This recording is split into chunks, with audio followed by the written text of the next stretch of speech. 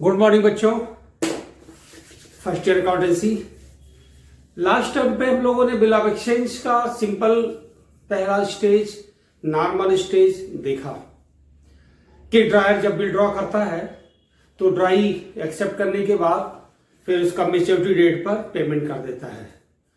Dryer bill को retain कर सकता है, बैंक से डिस्काउंट करा सकता है, इंडोर्स कर सकता है या कलेक्शन के लिए भेज सकता है।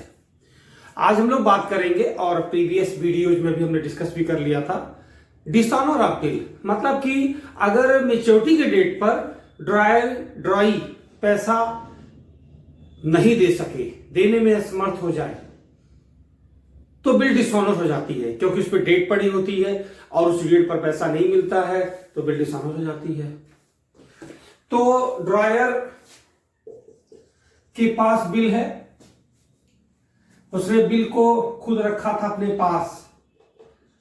सेल्फ का मतलब होता है रिटेन्ड, या बैंक से डिस्काउंट करा लिया, या मान लीजिए कि इंडोर्स कर दिया, या मान लीजिए कि सेंट फॉर कलेक्शन भेज दिया।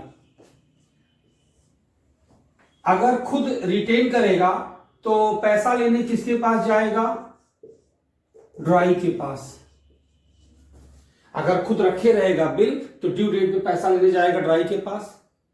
अगर बिल डिस्काउंट कराएगा तो भी पैसा लेने किसके पास? बैंक वाला जाएगा, ड्राई के पास। अगर इंडोर्स कर देगा तो इंडोर्सी भी पैसा लेने किसके पास जाएगा? ड्राई के पास। और अगर कलेक्शन के लिए भेज देगा तब भी ये किसके पास आएंगे पैसे लेने? ड्राई के पास फॉर पेमेंट, यानी पेमेंट के लिए लोग पैसा लेने ड्राई के पास जाएंगे। अगर पैसा ड्राई नहीं दे पाया तो बिल डिसऑनर हो जाएगी। तो एविडेंस चाहिए, प्रूफ चाहिए, तो ये लोग पहले कोर्ट में जाएंगे। पहले कहां जाएंगे ये लोग? कोर्ट में जाएंगे। कोर्ट में जाएंगे, नोटरी कराएंगे, फिर ड्राई के पास जाएंगे। यानी कि ड्राई ने बिल का पैसा नहीं दिया, इसका प्रूफ चाहिए। तो अगर बिल बैंक से डिस्काउंट करा लेंगे, ये पैसा नहीं पाएंगे तो वापस आएंगे ड्राई के पास कि भाई उन्होंने पैसा दिया नहीं। अगर इंडोर्सी के बिल को इंडोर्स कर देंगे तो इंडोर्सी पैसा लेने जाएगा, नहीं पाएगा तो ये ड्रायर के पास आएगा। जैसे मान लो मैंने तुमसे 500 रुपए लिए और मैंने बोला कि तुमको राम 500 रुपए दे देगा, तुम जाकर के ले लेना। तो जब उस दिन तुम राम के पास पैसा लेने गए तो 500 राम ने देने से मना कर दिया, बोला मेरे पास अभी पैसे नहीं है। तो तुम फिर किसके पास आओगे? मेरे पास। और कोर्ट में नोटरी कराते हुए, प्रूफ दिखाते हुए कि देखिए सर वो पैसा उन्होंने दिया, ये इसका प्रूफ है, और उनके सिग्नेचर भी हैं। अगर मैंने बिल डिस्काउंट करा लिया और बैंक में बिल सबमिट करके पैसे ले लिए और बैंक से बोला कि देखो 3 महीने के बाद जाना मिस्टर ड्राई के पास पैसे ले लेना, तो अगर वो मिस्टर ड्राई के पास पैसे लेने जाएंगे और ड्राई पैसे नहीं देंगे तो बैंक पहले कोर्ट में नोटरी कराएगा, फिर मेरे पास आएगा कि ये प्रूफ है उन्होंने पैसे नहीं दिए। ऐसे ही सेंट फॉर कलेक्शन के लिए भी नोटरी होती है। तो कुल मिला के हम डिसऑनर ऑफ बिल की एंट्री बताने जा रहे हैं आपको, और उसमें 4 कंडीशन होती है कि डिसऑनर के समय बिल ड्रायर के पास थी, कि बैंक के पास थी, डिस्काउंट के लिए गई थी, या इंडोर्सी के पास थी, या बिल कलेक्शन के लिए बैंक के पास थी। उसी के अकॉर्डिंग एंट्री होती है। हम आज जो क्वेश्चन लेंगे ये कंडीशन का लेंगे कि अगर बिल ड्रायर के पास ही हो तब क्या होगा। मैं आपको क्वेश्चन दिखा रहा हूं और आप इस थ्योरी को बहुत अच्छे से समझिएगा, क्योंकि डिसऑनर ऑफ बिल आपके एक नॉर्मल क्वेश्चन में जरूर रहेगा और इंपॉर्टेंट भी है। तो बिल, जब भी बिल्स ऑफ एक्सचेंज की बात होती है तो डिसऑनर ऑफ बिल जरूर आता है उसमें।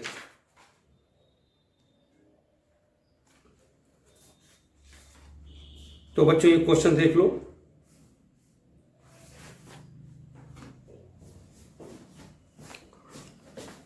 Dishonor of bill.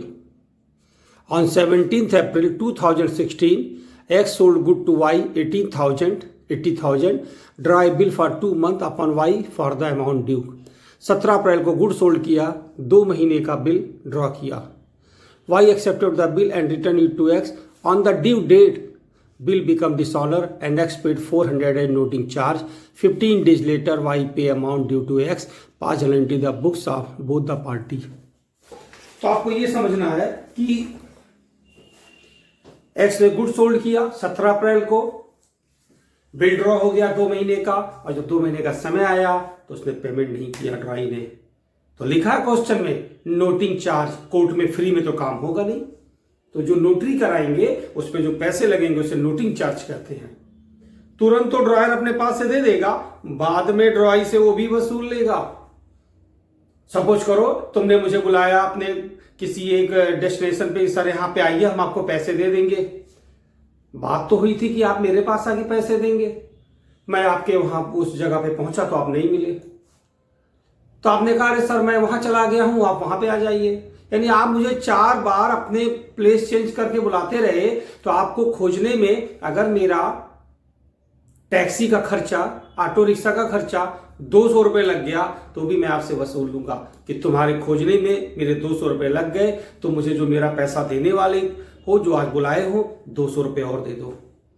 तो सेम कंडीशन है कि ड्रॉयर अगर बिल का पैसा नहीं पाएगा, कोर्ट में नोटरी कराएगा, तुरंत तो अपने पास से दे देगा, लेकिन बाद में ड्रॉई से वसूल लेगा। आइए हम लोग बनाते हैं entry. General entry the books of x,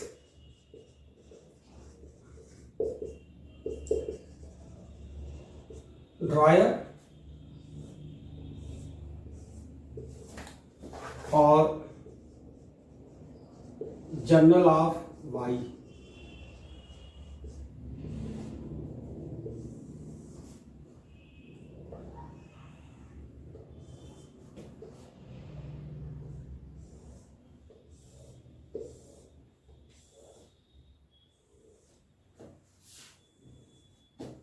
ये एक्स का है, date, particular, LF, amount debit, amount credit, और ये ड्रॉई का है,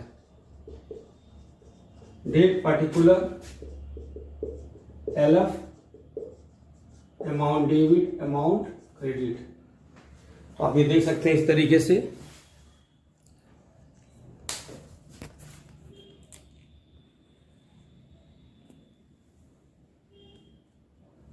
ध्यान दीजिएगा बच्चों, आ जाएगा समझ में। 17 अप्रैल को एक्स ने गुड सोल्ड किया, तो Y debit to sales account.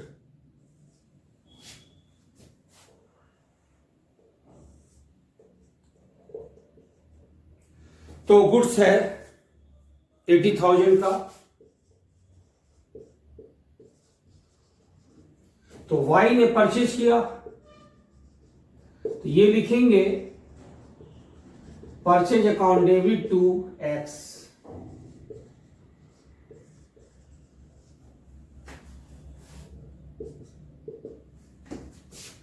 इन्होंने बिल ड्रॉ किया,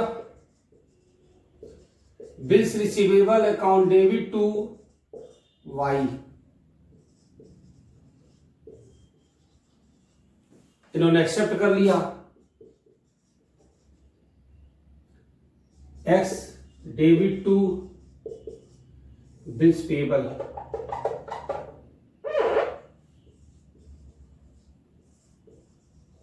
80,000। 2 महीने का बिल है, 2 महीने के बाद पेमेंट चाहिए था। 17 अप्रैल से 17 मई, 17 जून, और 3 डेज ऐड करना है तो 20 जून। 20 जून को मिस्टर एक्स वाई के पास गए पैसे लेने, नहीं पाए, कोर्ट में गए, नोटरी कराए, क्योंकि बिल डिसऑनर हो गई। डिसऑनर की एंट्री होती है जब बिल ड्रॉयर के पास हो, drawee debit to bills receivable account to cash account. Bill है 80,000 की और नोटिंग चार्ज लगा है 400, तो 80,400 being bill dishonour and noting charge due. यहां पे ड्राई की वहां एंट्री होगी, bills payable account debit, noting charge account debit, 2x being bill dishonor and noting charge due 80,400 80,400 dishonour. देखो जितनी एंट्रियां बिल्स ऑफ एक्सचेंज में बनती हैं वो सारे जर्नल के लॉजिक से ही बनते हैं, लेकिन नॉर्मली हम लोग एंट्री याद कर लेते हैं। लेकिन अगर आप ये सोचेंगे कि एंट्री बनी कैसे है तो आपको उसका जवाब मिलेगा। जर्नल के फॉर्मेट में जाइएगा, पर्सनल या नॉमिनल के रूल्स लगाएंगे, अकाउंट्स की पहचान करेंगे, एंट्री समझ में आ जाएगी। और जब उस बेस पर एंट्री समझ में आएगी तो आपको एंट्री बहुत अच्छे से समझ में आएगी। लेकिन अभी उसकी जरूरत नहीं, अभी आप एंट्री लर्न कर सकते हैं, अभी आप उस पर फोकस नहीं करें। अभी आपको यह फोकस करना है कि क्वेश्चन के पढ़ने के बाद कौन सी एंट्री रिक्वायर्ड हो रही है, कौन सी एंट्री आपको बनानी है, ये आपको देखना है। तो ये आप जरूर देखेंगे तो आपके समझ में आएगा। तो ड्रायर ने गुड सोल्ड किया, बिल ड्रॉ किया, इसके नरेशन आपको पहले से पता इसलिए मैं नहीं लिखता हूं। और जब 20 जून आया पेमेंट की बारी तो इसने पैसा नहीं पाया तो बिल डिसऑनर हो गई। ये डिसऑनर की एंट्री है। Drawee debit to bills receivable to cash, क्योंकि कैश गया उसके पास से, बाद में वसूल लेगा वो। और यहां पे इन्होंने गुड्स परचेज किया, बिल एक्सेप्ट किया और बिल डिसऑनर हो गई, बिल वापस आ गई, bills payable account debit, noting charge debit, जो कि 400 रुपए लगे थे, टू ड्रायर लिखा है। आफ्टर 15 डेज उसने पैसे दे दिए। तो 20 जून से 15 दिन आगे बढ़ो, 20 जून से 10 दिन बढ़ोगे, 30 जून आ जाएगा, 5 दिन और बढ़ोगे तो आ जाएगा 5 जुलाई। आइए देखिए,